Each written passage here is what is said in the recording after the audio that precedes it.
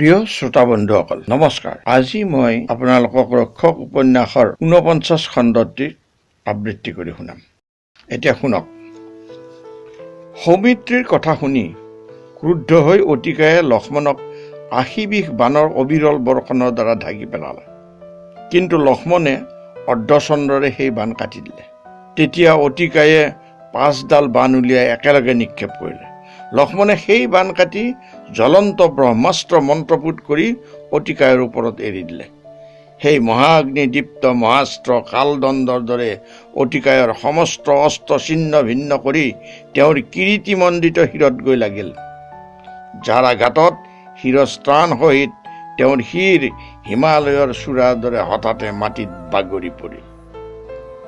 দুৰ্জয় মহাকায়ক এনেদৰে ছিন্নমস্তক হৈ মাটিত পৰি যোৱা দেখি ৰাক্ষসবিলাকে হাহাকাৰ কৰি চতুৰ্দিশে পলাবলৈ ধৰিলে।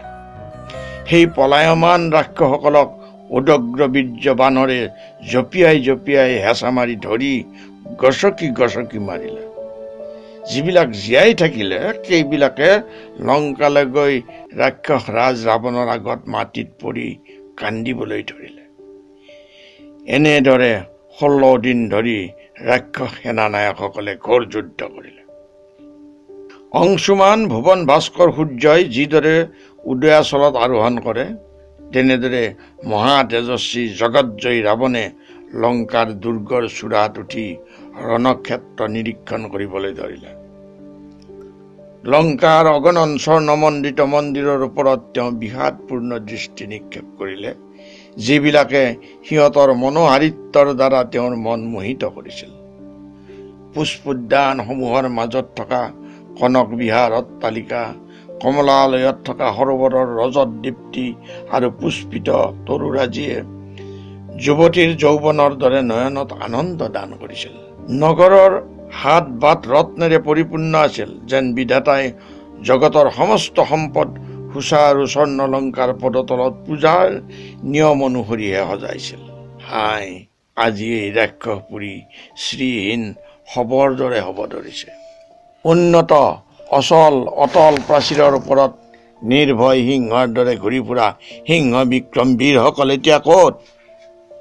লংকাৰ সকলো সিংহৰ দ্বাৰ এতিয়া বন্ধ।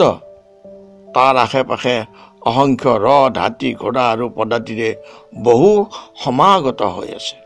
সুদূৰ বিস্তৃত বলুকাৰাশিত ৰাম সৈন্যসকলক এনেদৰে দেখা গৈছে যেন আকাশত নক্ষত্ৰহে ওলাইছে। হৌৱা চোৱা, পূৰ্বদ্বাৰত যুদ্ধত অজেয় বীৰ নল সিংহৰ দৰে সাৱধানে বহি আছে। এই দক্ষিণ দ্বাৰত হস্তি সদৃশ অসম্বলী অংগদ আৰু পশ্চিম দ্বাৰত মাৰুতি হনুমানে সিংহ গৰ্জন কৰি আছে। উত্তৰ দ্বাৰত কৌমুদীহীন চন্দ্ৰৰ দৰে শ্ৰীহীন ৰাম, সুগ্ৰীৱ, বিভীষণ আৰু লক্ষ্মণৰ সৈতে বিৰাজমান।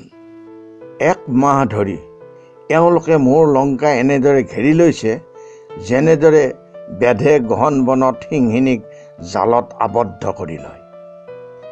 শিয়াল, শগুন, কাউৰী, কুকুৰ আৰু পিশাচবিলাকে নিৰ্ভয়ে কোলাহল কৰি বিচৰণ কৰি ফুৰিছে। মৃতকৰ মাংস আজুৰি আজুৰি পৰস্পৰে যুদ্ধ কৰিছে। কোনোবাই ৰক্ত পান কৰি তৃপ্ত হৈছে। মৰি পৰি থকা হাতীবোৰ কেনে দেখা গৈছে।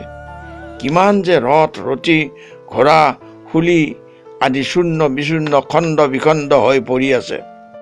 ভঙা ফুটা ভিন্দিপাল, বৰ্ম, চৰ্ম, তৰোৱাল, ধনু, তোন, শৰ, মুদগৰ আৰু পৰশু পৰি আছে।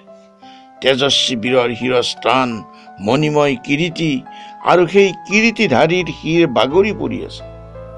হাই হাই, কৃষকে ধান কটাৰ দৰে ভিক্ষাৰী ৰামে মোৰ সকলো সৈন্য কাটি পেলালে। তেওঁ দিগন্ত বিয়পা সমুদ্ৰলৈ দৃষ্টিপাত কৰিলে। সমুদ্ৰৰ ওপৰত নিৰ্মাণ কৰা সেতু দৰ্শন কৰিলে, য'ত নিয়ত বানৰৰ পহৰা আছে। দুহাত আগবঢ়াই ৰাৱণে ক'লে, বাহ বাহ জলাধিপতি, কি যে সুন্দৰ বিজয়মালা তুমি কণ্ঠত পৰিধান কৰিছা। হে অধম সাগৰ, আজি তুমিও খণ্ডিত হলা। হে জলদলপতি, তোমাক ধিক্কাৰ। এতিয়া আৰু তুমি অজেয়ও নহয়, অলংঘ্যও নহয়। তুমিও এই দাসৰথী ৰামৰ কৃত দাস হৈ গলা। তুমিও দাসত্বৰ খাৰু পিন্ধিলা। হে নিৰ্লজ্জ, উঠ, এই হেতু ভাঙি ছিঙি প্ৰবল শত্ৰু কটৰ তলত ডুবাই মোৰ হৃদয়ৰ জ্বালা শান্ত কৰ। তোৰেই বলত স্বৰ্ণলংকাই অজয় বোলাৰ গৌৰৱ কৰিছিল। বীৰ দশাননেৰে বচন শুনি মন্ত্ৰীসকলে ক'লে, হে মহাৰাজ, এতিয়া ৰাক্ষসৰ ৰক্ষক মহা তেজস্বী কুম্ভকৰ্ণৰ সহায় লোৱা উচিত। তেওঁ আমাৰ ওপৰত ৰুষ্ট আৰু উদাসীন হৈ ৰত্ন গুহাত আত্মগোপন কৰি আছেগৈ। এই সময় গুপ্তভাৱে থকাৰ সময় নহয়, শক্তি প্ৰদৰ্শনৰ সময়। আজি ৰাক্ষস জাতিৰ সন্মুখত কুলক্ষয়ৰ সংকট উপস্থিত হৈছে বুলি জানিলে মহাশক্তিমান কুম্ভকৰ্ণ উদাসীন হৈ থাকিব নোৱাৰে। তেওঁ আমাৰ ওপৰত ক্ষুণ্ণ হলেও বিভীষণৰ দৰে বৈৰী ৰামৰ শৰণাপন্ন হোৱা নাই। ইয়াৰ দ্বাৰা তেওঁ আমাৰ প্ৰতি প্ৰেম আৰু আপোনাৰ প্ৰতি সৌহাৰ্দ্য প্ৰকাশ পাইছে। তদুপৰি তেওঁ আপোনাৰ সহোদৰ। তেওঁ নিজৰ প্ৰবল প্ৰতাপেৰে দেৱতা দৈত্য জয় কৰিছে। সংসাৰত এনে কোন বীৰ্যৱান পুৰুষ আছে যিয়ে সন্মুখ সমৰত মহাতেজ তপস্বী কুম্ভকৰ্ণৰ মুখামুখি হ'ব পাৰে? মহাৰাজ, আপুনি আমাৰ সমস্ত ৰাক্ষসৰ স্বামী। আপুনি জগদীশ্বৰ, পৃথিৱীপতি, মহা তেজস্বীৰ জ্যেষ্ঠ ভ্ৰাতা আপুনি।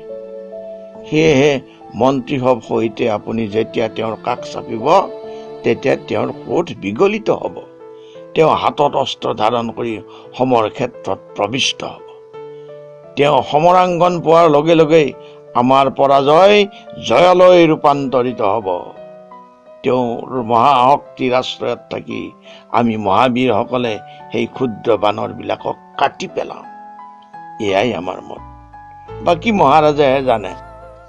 বন্ধুসকল, আজিলৈ খণ্ডটি ইমানতে সামৰণি পৰিল। আপোনালোকে এতিয়া লাইক কৰক, ছাবস্ক্ৰাইব কৰক আৰু শ্বেয়াৰ কৰি আনকো শুনাৰ সুবিধা দিয়ক। ধন্যবাদ।